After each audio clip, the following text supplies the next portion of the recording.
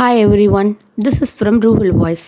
பாருங்கள், இன்றைக்கி முட்டையை வச்சு பேச்சுலர்ஸ் எப்படி ஈஸியாக சமைக்கலாங்கிறத பார்க்க போகிறோம். 4 டேபிள் ஸ்பூன் அளவுக்கு எண்ணெயை நல்லா சூடு பண்ணிக்கிங்க. ஒரு கைப்பிடி அளவுக்கு சின்ன வெங்காயம் எல்லாத்தையும் மிக்ஸி ஜார்லேயே போட்டுக்குங்க. ஒரு 2 தக்காளி போட்டுக்குங்க. தக்காளியில் இருக்கிற காம்பு பகுதியை நல்லா ஒரு வி ஷேப்பில் வெட்டி அதையெல்லாம் எடுத்துடுங்க. தக்காளியை போடும்போது நறுக்கி போடுங்க, அப்போ தான் உள்ளே ஏதாவது இருந்தால் தெரிய வரும். ஒரு பச்சை மிளகா எல்லாத்தையும் பேஸ்டாக்கி வச்சுட்டு அந்த பேஸ்ட் மேலேயே ஒரு 1/2 டீஸ்பூன் அளவுக்கு காஷ்மீரி மிளகாத்தூள் இருந்தால் 1/2 டீஸ்பூன் போட்டுக்குங்க.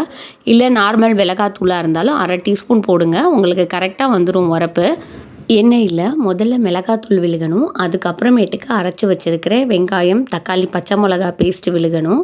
அந்த மாதிரி போட்டிங்கன்னாக்கா மேலே ரெட் கலரில் எண்ணெயில் மிளகாத்தூள் சேர்ந்து நல்லா அழகான ஒரு பொன்னிறத்தை தரும்.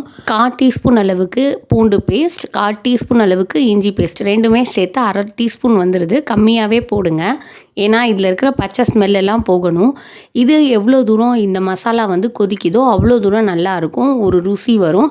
எண்ணெயெல்லாம் நல்லா பிரிஞ்சு வரணும். ஒரு 1/2 டீஸ்பூன் அளவுக்கு உப்பு போட்டிருக்கேன். 1/2 டீஸ்பூன் அளவுக்கு மல்லித்தூள், 1/2 டீஸ்பூன் அளவுக்கு ஜீரகத்தூள். திரும்ப இப்போ ஒரு 1/4 டீஸ்பூன் அளவுக்கு மிளகாத்தூள். தனி மிளகாத்தூள் தாங்க எல்லாத்துக்குமே நான் பயன்படுத்துவேன், ஏன்னா அப்போ தான் நல்லாயிருக்கும். நம்மளுக்கு எவ்வளோ தேவையோ அந்த ரேஷியோவில் நம்ம மாற்றி போட்டுக்கலாம். ஏன்னா அரைச்சி வச்சுக்கிட்டோன்னா பொடியுடைய வாசனைகள் எல்லாம் நாளடைவில் மாறிடும். அப்பப்போ ஃப்ரெஷ்ஷாக அரைச்சி போட்டோன்னா தான் நல்லாயிருக்கும். பாருங்கள், தேவையான அளவுக்கு தண்ணியை ஊற்றி நல்லா கிளறி விடுங்க, இல்லைன்னா கீழே அடிப்பிடிக்க ஆரம்பிச்சிடும். திரும்ப திரும்ப கொதிக்க விடுங்க. ஒரு 10-15 நிமிஷமாவது கொதிக்கணும். ஒரு கைப்பிடி அளவுக்கு கொத்தமல்லியை எடுத்து நல்லா அலசி பொடியாக நறுக்கி போட்டுடணும். திரும்ப ஒரு தடவை கலக்கி விட்டுட்டு இந்த கன்சிஸ்டன்சியில் இருக்கணும். அப்போ தான் முட்டை உடச்சி போடணும். நான் அவசரமாக 2 முட்டை போட்டுட்டேன். அதுக்கப்புறமேட்டுக்கு திரும்ப கேமரா ஆன் பண்ணேன். திரும்ப பாருங்கள், முட்டையில் ஓடு இல்லாமல் போடுங்க. அந்த ஓடு ரொம்ப ஆபத்தை விளைவிக்கக்கூடியது. முட்டையை போட்டு கிளறி விடாதீங்க, அதில் முட்டையில் உப்பு இருக்காது.